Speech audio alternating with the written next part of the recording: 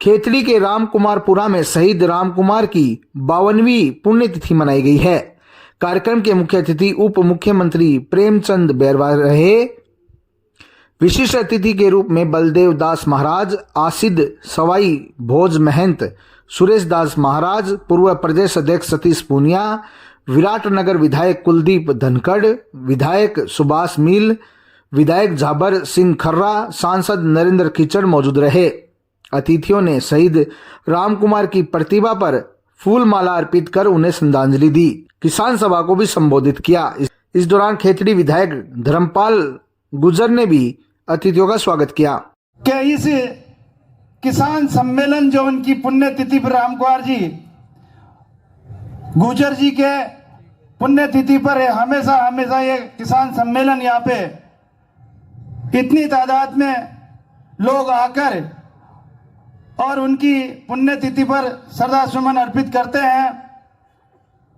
निश्चित रूप से मैं ऐसी शख्सियत को प्रणाम करता हूं जिन्होंने इस क्षेत्र में चोरी, गुंडा और अत्याचार के खिलाफ लड़ाई लड़कर और इस क्षेत्र के लोगों को प्यार और प्रेम और सहयोग कर कर 36 कौम को साथ रखकर आज एक नई दिशा देने का काम करके गए थे। बेरोजगार हमारे युवाओं को झूठ बोलकर आई कि आपको बेरोजगारी भत्ता देंगे, और सतीश जी भाई साहब कह रहे थे कि इन्होंने पेपर लीक करने के अलावा इन बेरोजगारों को और बेरोजगार बनाया।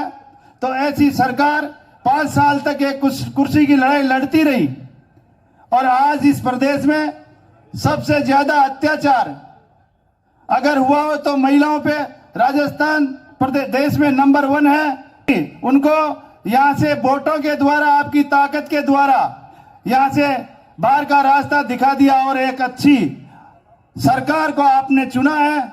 इसलिए हमारे सम्मानीय प्रधानमंत्री जी का हौसला बढ़ा और उनको ये लगा कि अब डबल इंजन की सरकार इस प्रदेश में है। निश्चित रूप से जो हमारे सम्मानीय प्रधानमंत्री जी की जो योजनाएं थी, जो कल्याणकारी योजनाएं थी, उन योजनाओं को अब निश्चित रूप से उन पात्र व्यक्तियों तक पहुंचाने का काम करेंगे। आपसे 3-4 बातें शेयर करना चाहते हैं और मैंने लिखित में भी रखी है, आपको भी दूंगा और मेरे सम्मानीय जो मुख्यमंत्री जी हैं और दिल्ली तक दूंगा।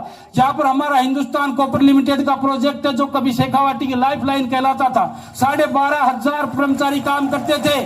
आज उसकी दुर्दशा, आज उसकी ये दशा है, वहां पर 400 से नीचे कर्मचारी काम करते हैं, टोटल ठेके पे दे चुके हैं। आज उसकी ईसी आ जाएगी तो मैं समझता हूं यहाँ पर 10-12 हजार लोगों को और नौजवानों को काम मिल सकता है। ये कार्यक्रम आप करें। ईसी आने के बाद जमीन आउट हो चुकी है, जमीन अक्वायर हो चुकी है, यहाँ कारखाने लगे, चाहे छोटे लगे बड़े लगे, मेरे नौजवान को, मेरे भाई को, मेरे बेटे को नारनौल, जयपुर या उदयपुर नहीं जाना पड़े, यही खेतड़ी में रोजगार के अवसर उपलब्ध हो। ये मैं पुरजोर तरीके से आपसे मांग करना चाहता हूँ।